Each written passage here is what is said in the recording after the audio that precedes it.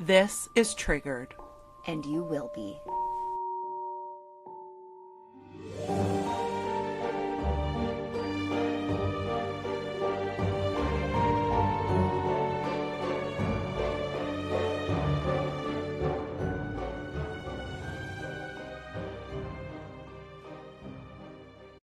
I gotta talk to people with long hair, please, for a moment. So, are you like calling me out directly or others? No, like I just need some advice because this is starting to impact my day to day. So I have had short hair since I decided to bleach my head during COVID and burned all my hair off. It was bad, Maybe I guys. will. You know what? I'm probably going to share photos in our members chat because y'all need to see it. Like I burnt my hair off. It was so bad. short. Yeah. So I've always had short hair. And recently I've been trying to grow my hair out and it's getting quite long. Guys, what are we doing at night for sleeping? Oh, I can answer this for you right now. Let's go. Braids. Do you braid your own hair? Yeah. Because I tried to do that last night. Or twist. Just, girl, that's your option. Or put a silk bonnet on and call it a day. I don't know what to tell you. Well, listen, the amount of times I've woken up because my hair has gotten caught in my armpit and it's pulling my entire body in the opposite direction is not good. Well, we'll try it. We'll give it a shot. How are you on this lovely day? I am peachy keen. Last night I called you and I was like, we did post a short clip. You'll see it. Shit's going on in Jalisco, in Puerto Vallarta. I am beyond concerned about what's going on up there, considering it's one of my favorite places to go. Also, you made that sound like you called me and you were like, oh my God, shit is happening in Puerto Vallarta. This bitch calls me and she's like, there's a serial killer on the loose in Puerto Vallarta. I'm like, whoa, like this is a lot. This is a lot. Now, we are not using serial killer word because it's still alleged. However, it's all alleged. Something's going down and we're going to keep a close eye on it. It ain't looking great. It's not looking great. All the victims around the same age. There are reports of more. It hasn't been officially stated yet, so I didn't want to report on that. I don't like to spread panic, and I fucking, it's so hard nowadays because when you go on TikTok or you go on any application, it's just fake news. Like, oh my God, it's gross. Have you been getting so much of that lately? So much. I feel like every second video that comes across my feed, I'm like, I gotta fact check this. And 9 times out of 10, it's baseless. Like there's nothing. I could fucking crash out because some of it I'm like, you're just fear mongering. You're just doing it for clicks. Like find something else to talk about, you fucking tool. Honestly. All right. Well, if you are not yet a member, we would love to have you on our team. We're having fun. It's so interesting because I struggle with this thing with my close friends where I go through stages and I'm going through like a hellish time in my day job right now, although it's almost over. It's been very stressful and I'm really bad for like when I'm stressed out, I just shut down. Yeah. Like really, you're the only one that gets text from me or calls from me. Even some of my other closer friends, like they just know I've now shut down. But our chat with our group has made it so that I'm like, oh my God, like I actually want to talk to them right now. I want to like check in and see what everyone's talking about. So I haven't been as into it as I normally am, but I love going in there and seeing what everyone's talking about. So if you'd like to join, the link is on our link tree in our bio, in our social media. You can go to our website. It's everywhere. Shoot us a message if you can't find it. And we'd love to have you. As far as YouTube goes, like and share our videos, please. It means the world to us. you know, interact with us. We love hearing Mhm. from you. It's super important for us because it gives us, context on what we're talking about. Yeah, yeah, we love it. We love it. So, Ashley, we need Yes. to get into this Okay. because I don't like using the word treat when speaking about such morbid shit. At the same time, it's been a while since we did an old time tale. Oh, I love an old time tale. And I feel like this is going to shooketh people because I had no idea. Okay. So, today's episode starts with Jack the Ripper, a tale that most of us know well, Yep. or at least the basis of, right? Like, he's long been known as the first serial killer. And we've spent decades unearthing and studying like his heinous crimes. Which Well, lulls because it was actually Elizabeth Bathory, but continue. that's a totally other episode. Actually, Ashley did do an Elizabeth Bathory episode. So look for that back in our early days. But Ash, what if I told you there was someone before Jack? Well, yes. And I honestly, like, I'm here for it because, I honestly, like, back before we had socials, back before there were Hmm. even like cameras and we were sketching out crime scene photos, Hmm. that tickles me because this is not something new. Monsters are not new. They've been here since the Right. beginning of time. So Yeah. to be naive enough to think that it started with, a few, like a handful, is laughable because it would have been so much easier to get away with it back then. Hmm. Uh, but Ash, what if I told you that Jack's crimes maybe didn't start in Whitechapel? So that's what we're going to talk about today. And I feel like you're just going to love this because as I researched it, I just loved it. Like, I was like, I had no idea. So are you telling me that Jack the Ripper was somewhere else and these are his crimes? Maybe. Hmm. It depends I how can't far wait to away. hear. I can't wait to hear what you think at the end of this. Mm. All right. It's midnight, December 30th, 1884, in Austin, Texas. The city is asleep. The streets are unpaved and they're dark, like dark, dark. We didn't have street lights and it's cold. It had actually snowed earlier. And somewhere in the dark, a man named Walter Spencer stumbles home in the early morning hours. He checks in on his girlfriend, Molly Smith, but she's not in her bed. He goes looking for her and finds a scene in the backyard unlike anything he could have ever imagined. He finds Molly lying in the snow, red blood all around her body, and a gaping hole where her skull used to be. She Damn. had been brutally attacked and raped. She'd been struck with an axe multiple times, and it was later found that she had been dragged from her bed. And the sentence dragged from her bed is like, that gives me chills just thinking about that. Because what? Just. I know. Out of the darkness, as Walter is looking at Molly, a blow lands on his head. Walter survived, but Molly did not. Now, we aren't going to the Austin of barbecues and music festivals, obviously. This is 1884.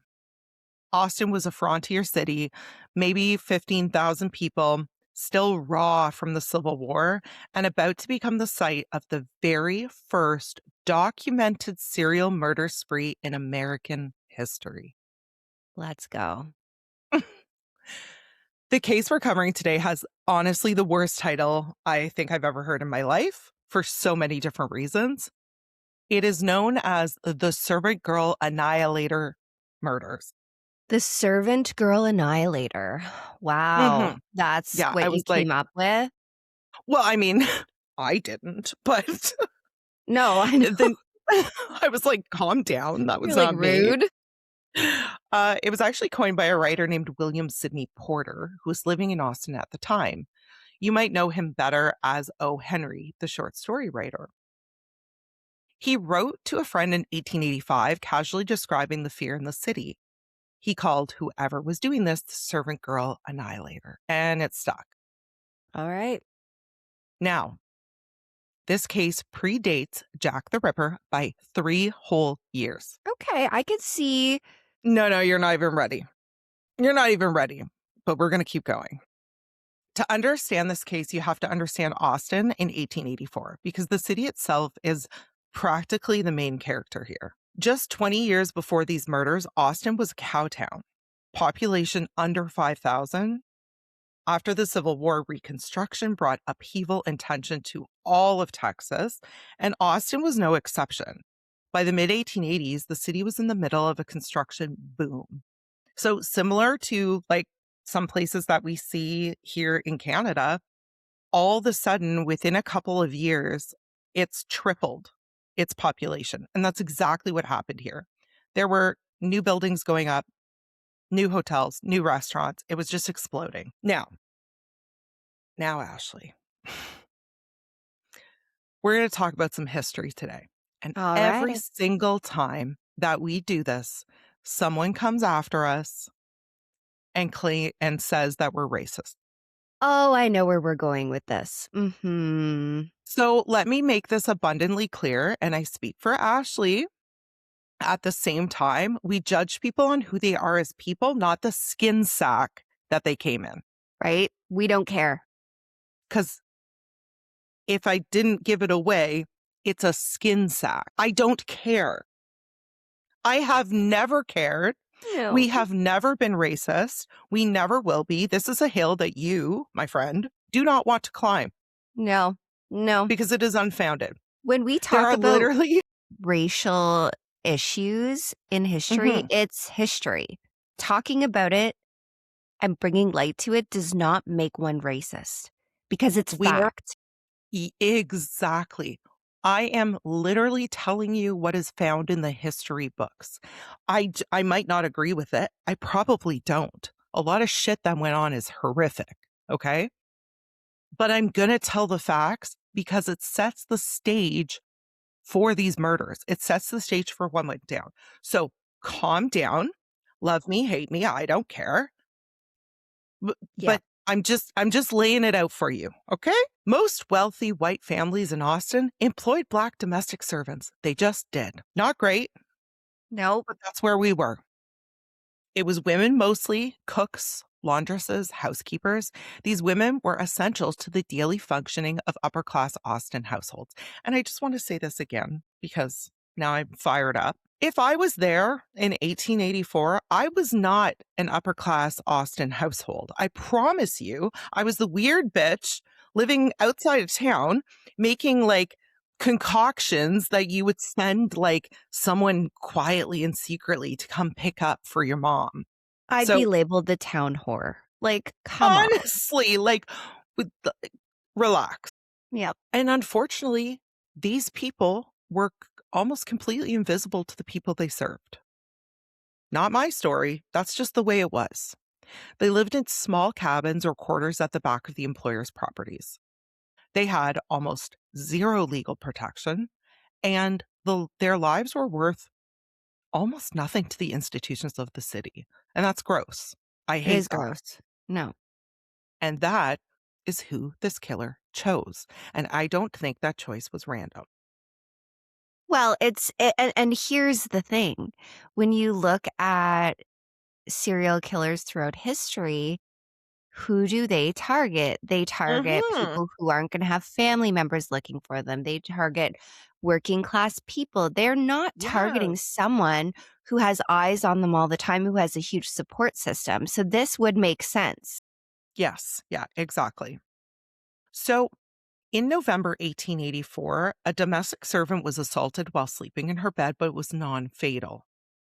So, very similar to what happened to Molly, she was dragged out of her bed at night, attacked with what she assumed was an axe, but she got away. Oh, A month, girl. yeah, a month later was when Molly Smith was killed. And now that we're looking back, it was almost like he was practicing, Hmm. like he wanted to see how hard it would be. And the thing is, like, if you're using an axe and you're not successful, you weren't trying hard enough. Well, this is it. This is it. So it almost and after everything came out, there were actually quite a few people who came forward and said, "Oh my god, I was attacked, but I Yeah, never said it anything was because what was I practice. gonna say?" Yeah. Or hesitation. Because Mhm. as Well, we this is know, it. like, especially with someone who, has psychopathy or these Mhm. urges, Mhm. each time the crime gets more intense, more, more. So it could be that. Yeah, yeah, yeah. So I wanna go through the murders chronologically because the pattern does matter. And as always, we're going to say their names out loud because most of these women have spent 140 years being reduced to footnotes, which I hate. I hate that. Yes. So Molly Smith, we already talked about her briefly, December 30th, 1884. She was about 25 years old. And newspapers later reported that she had been attacked with such violence that the pool of blood she was surrounded with in the snow made it look like she was floating in it, which is so eerie to me, Whew, that's right? Like, it looked intense. like she was in a pool, yeah. The police came, the neighbors came. Someone was seen fleeing the property in the dark, but he disappeared. No 5 months passed. CCTV around there. No, no. 5 months passed and the city moved on, but then he came back. And here's where things started to take an eerie turn. 30-year-old Eliza Shelley was snuggled up in bed with her 3 kids. She was a cook for Dr. Lucien B. Johnson on Cypress Street. Her children woke up the morning of May 6th, 1885, to find their mother on the floor next to their bed in a pool of blood. She had been attacked with an axe so severely that her skull had almost been split right in two. Un momento, por favor. Uh-huh. Uh, how is that even possible for her children not to have woken up? And this is where people started speculating that this monster had supernatural abilities. Oh, right. Mhm. Because how the fuck indeed? Now, I have a kid who, like, sleeps through everything. Yeah. She will still wake up if something falls in the kitchen. So, and you have to think this isn't like we're thinking like bedrooms like what we have They today. shared a bed. They shared a bed, and you have to think like I want you to think about your bathroom. That was the size of this bedroom, No. No. right? Not the kids swear they heard nothing.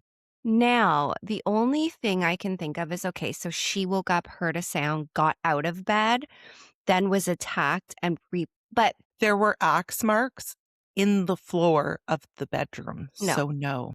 No. So no. She was Okay. attacked in the bedroom with her 3 kids. They didn't hear a single thing. And this was when people were like, an axe murder would be so loud that people would probably hear it passing by. How did these children not wake up? Only 16 days after Eliza, 33-year-old Irene Cross was found stabbed multiple times and practically scalped in her East Linden Street shack. Damn. When they found her, she was alive, but she quickly died from her wounds. And when they were asking her, like, who did this to you? She wasn't with it. Poor baby. What a She was way. also, I know, she was also a servant girl and she was buried in the colored section of Oakwood Cemetery next to Molly and Eliza. I know. Don't even get me started. The And, colored section.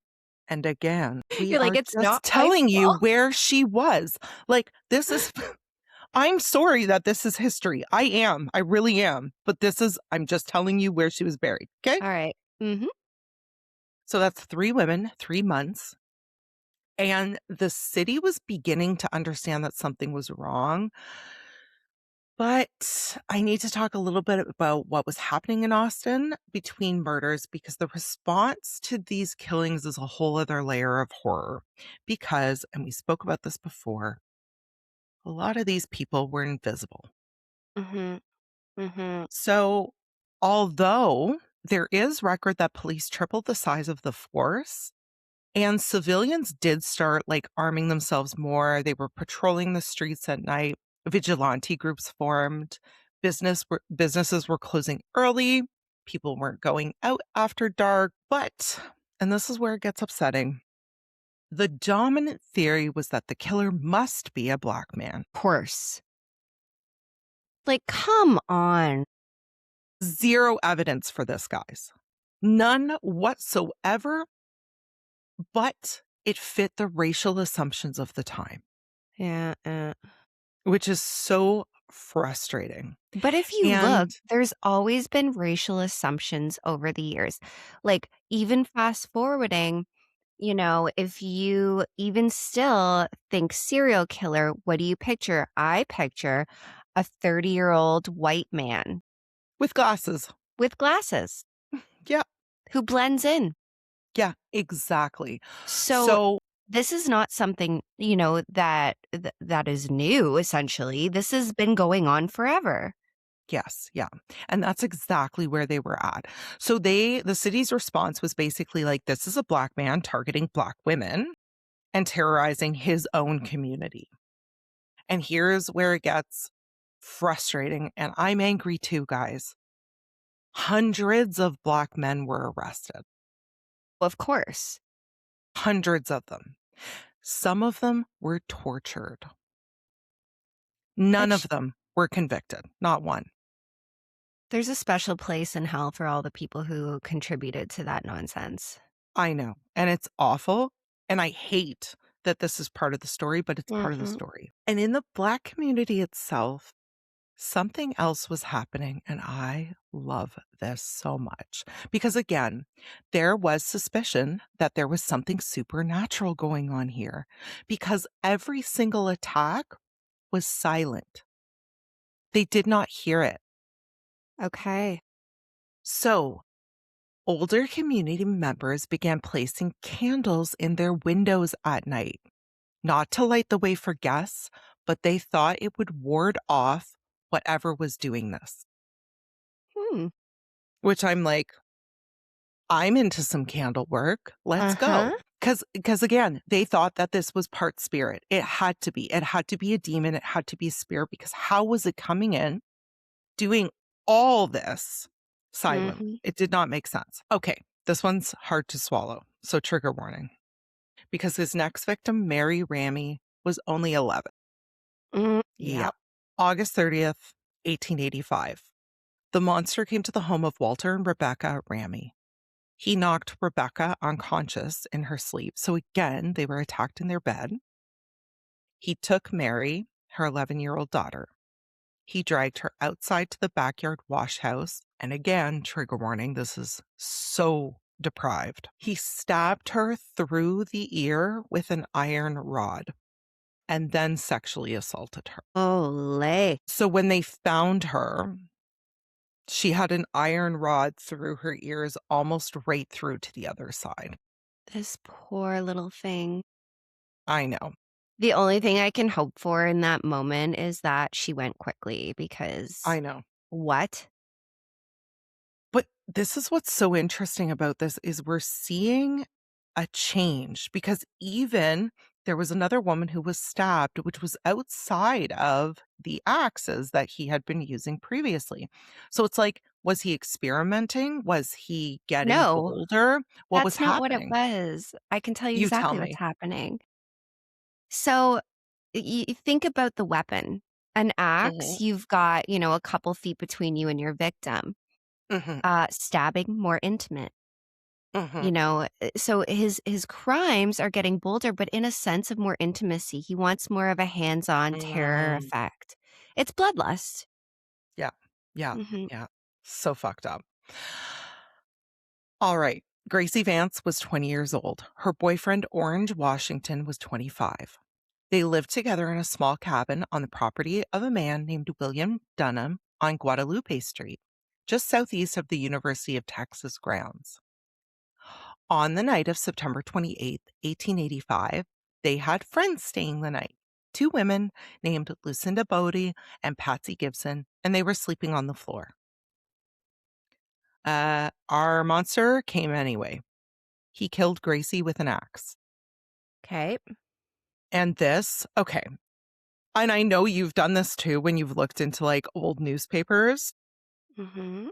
The detail that old newspapers went into, I'm like, guys, I don't think that's necessary because it was reported that her head had been almost beaten into a jelly, You're which like, I'm and like, I'm paraphrasing. Like, we don't need that part.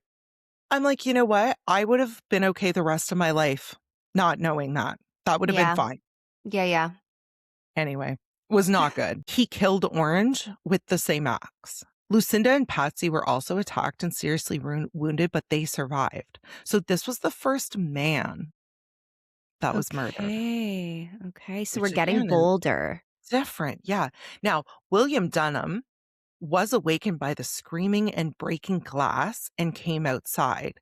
He saw a man running. He shot at him, but the man disappeared. After the Ramey and Vance Washington murders, Austin was now in full panic. Servant women across the city literally quit their jobs. They were like, nope. I think I'm gonna go now. You know what? I'm okay. Yeah. I don't need Yeah. this. And so the social fabric of Austin was basically buckling. And then there was 3 months of silence. Nothing happened. So, like, after or the Washington murder, everyone was panicked, everyone was freaking out, and everything stopped, which is very similar to Jack the Ripper. Uh-huh. So, But there's a lot of here's the thing. To travel during that time, you need money, you need, resources. So I'd be interested to, later on dive deeper into this. I mean, to get on a ship would be near impossible unless you had money. I love that we're going through this because I can't wait to rock your socks off later. Let's go. Okay. However, it was not over because, of course, it wasn't over. On No. December 24th, 1885, almost a year after what had happened to Molly, the first one, Mhm. two murders, same night, 1 mile apart. And this is where everything changed. Susan Hancock was asleep in her daughter's bed. Her daughters, Lena and Ida, had gone to a Christmas party and weren't home. Her husband, Moses, heard something in the night and was able to scare the intruder off, but it was too late for Susan. She had been struck in the head, dragged into the backyard, and axed. Okay. She survived the initial attack and lived for 3 more days before she died. And here's where it's different.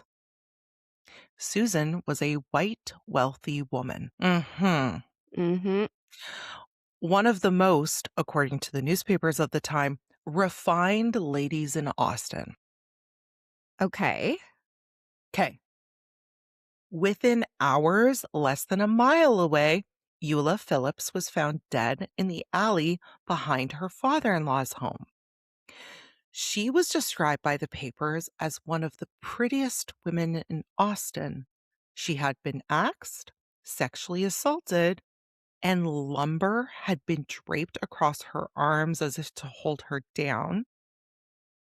Her husband, Jimmy Phillips, survived the attack with serious wounds. Also, white, wealthy people. And were these people able to identify any markings on their attacker? They couldn't see any. And you know what? When I listened to, so Elena from Morbid did a huge deep dive on Jack the Ripper a couple of years ago. And she made a point when she was talking about the murders is we can't actually understand the darkness these people lived in. Mhm. Because even if, guys, unless you're going to the most remote places on earth, even if you're out in the country, there is still light pollution in our skies. So even when we're out at the cottage and we think that it's dark, the darkness that these people experienced because we didn't have electricity everywhere was profound. So to expect someone to be able to identify an attacker in Mhm. the dark was almost impossible. Fair enough. Mhm. Like, we are talking night knockers. They had the night knockers still Yeah. back then. Yeah, right? Exactly. Mhm. So, it was really dark. Okay. So, as we just talked about, 6 of the Annihilator's victims before Christmas Eve were Black. They were women who worked as servants. And the city of Austin had kind of been willing to live with those murders. I mean, there was stuff being done, but not like they got together after the 2 wealthy white women, because the city ignited. There You were know, I know, I know. this is still happening today, Of course it is. and it pisses me off to no fucking end because Mhm. and, like, I'm gonna call something out and we're gonna get our asses handed, but, like, even Amber Alerts, you know, the criteria for an Amber Alert is so fucking stupid, in my opinion, Stupid. and, like, many a times, I feel like it's not done in a way that is looking at the person or the crime, it's looking at, media outrage kind of thing. Mhm. Yeah. People will care more about, and that pisses me off. Yep. As it should. As it should. So, they went nuts. They were so panicked because the governor of Texas was like, "You better do something about this. This is crazy." And they did something that kind of made all of society go, "Huh," because they arrested the husbands. Pardon? Mhm. Which is the dumbest shit I've ever heard in my life. All the husbands? No, so the 2 wealthy women? They arrested their husbands. Correct. On what grounds? Well, it must be them, which is again, the dumbest thing I've ever heard, because this is textbook the other murders, save for it was white wealthy women versus Black servant girls. Okay. So, Make it make that was sense. weird. Yeah. Yeah. Moses Hancock, Susan's husband, was accused. Jimmy Phillips, Eula's husband, who had literally been wounded in the attack, might I remind you, was charged with her murder.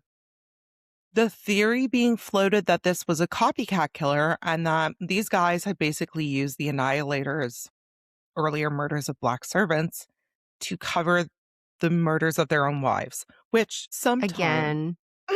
sometimes I'm like, guys, can we just use the smallest bit of logic? What are Right. the chances? Both these husbands decided on the same night. I know. This is what I'm gonna Like, do. get fucked. Anyway, Yeah. um, he was indicted. He went to trial. He was found not guilty. I would guess. Both of them. Yeah. After December 24th, 1885, the murder stopped. Nobody knew why. Nobody knew who had done this. And the city built things. The University of Texas grew. Jack the Ripper happened in London 3 years later. And somehow the servant girl annihilator faded into the archives. Everyone I stopped talking about it. I can't see Jack the Ripper and this one. There's just not enough in common as far as crimes go. Yes, horrific, but honestly, like, you're not gonna go that far away. Like, you wouldn't have a stable income unless you're some fucking rich guy that just flew under the radar. Are you ready Yeah, go. for me to ruin your whole theory? Yeah. So, as I said before, 400 Black men were like accused over Yeah. the time that this was happening. Nathan Elgin is the most compelling suspect in terms of circumstantial evidence. Okay. He was a 19-year-old Black cook living in Austin in 1885. He worked at a downtown restaurant in close proximity to multiple crime scenes. And there's a very specific piece of physical evidence that keeps coming up: footprints. At several of the murder scenes, investigators found bare, bloody footprints. And one of those footprints was missing a toe, Oh, damn. a very distinctive missing toe. In February 1886, just weeks after the final murder on Christmas Eve, Nathan Elgin dragged a screaming girl out of an Austin saloon and attempted to assault her. Police were called, and a cop named Bracken shot Elgin. The bullet lodged in his spine. He was paralyzed and he died the next day. Now, Right. during the autopsy, they discovered that Elkin was missing a toe from his right foot. Okay. So the murder stopped, right? This was only like he had tried to drag that girl out and then he was shot and died. The missing toe matched, the geography matched. In 2014, PBS's History Detectives ran an episode on this case and used historical research, psychological profiling, and geographic profiling to identify Nathan Elgin as the most likely suspect. Okay. But it is circumstantial, right? He's dead. There was no trial, no confession, no DNA. Yep. They were just like, the footprint matched. Okay. Some people at the time believed the killer was a cook named Maurice who worked in close proximity to the crime scenes and who left Austin in January 1886. His departure would also explain why the murders stopped. He worked Mhm. near where all the killings took place, he had knowledge of the neighborhoods, and he left. Nobody knows Maurice's last name or where he went, but the timing of his departure haunted investigators. What if he didn't just disappear? What if he got on a ship? Which, at the time, Ashley, cooks were Yeah. often sent on ships Yeah. overseas and they would start their lives in different areas. And this is kind of where the Jack the Ripper thing. He began his murders in Whitechapel, London in 1888, 3 years later. And the similarities between the two cases are not all that subtle.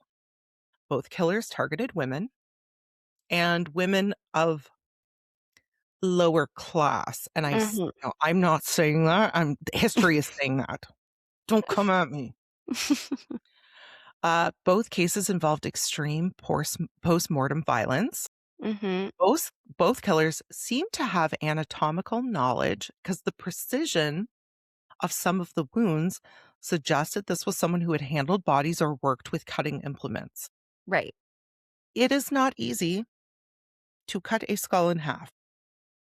No. No. So the fact that you can do that is pretty Mhm. interesting. In November of 1888, while Jack the Ripper was active in London, the Austin American Statesman ran a story.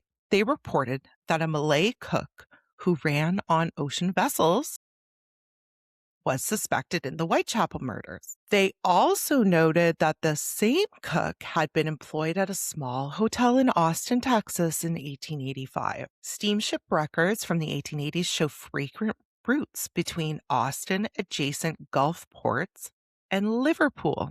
So this was actually really common, Okay. Okay. which is interesting to me. And I don't know where I stand on this. I'll be honest with you. Like, I don't know if this was Jack the Ripper. Here's the thing. We will never know if it was Jack the Ripper, but there is also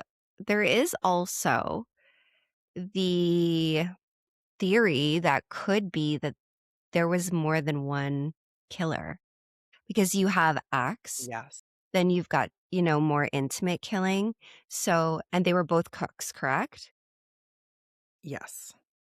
Because this is what they're saying. They're saying if we're looking for a path where this could be a possibility, it would be the port that's just outside of Texas in the Gulf Mhm. to Liverpool, which Mhm. people were constantly traveling this, especially cooks, especially staff. Well, well, well. So very interesting because Yep. I too was like you when I first started reading it. I was like, how did he get from Austin, Texas Yeah, to to London? London, And then when I looked into it and I saw this he was was a a cook. common route, Yep. is it a coincidence that Interesting. these murders in Austin stopped and the murders in London began? Or is I it don't know, possible that Jack was a copycat? right? So Imagine many that. things. Jack the Ripper was a I copycat killer. know.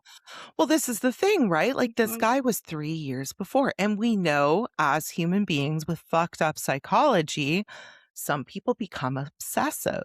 yep. What if Jack became so obsessed with these serial killings Mhm. and just absorbed. Because again, the newspapers went wild, guys. But remember, you probably weren't getting a newspaper. Like, Unless Jack was in Austin. that's what I'm saying. Yeah, man. Oh, I Right? like this theory. So this is the thing, Wait, like, did we nobody just really solve the knows. case? Unfortunately not. There's been Mm, book upon book upon book I know. upon study I've upon read a study, yeah. couple. Yeah. So, I just thought that was fascinating Interesting. because I did not know about this murderer. I knew about Jack the Ripper. Didn't know about the Annihilator.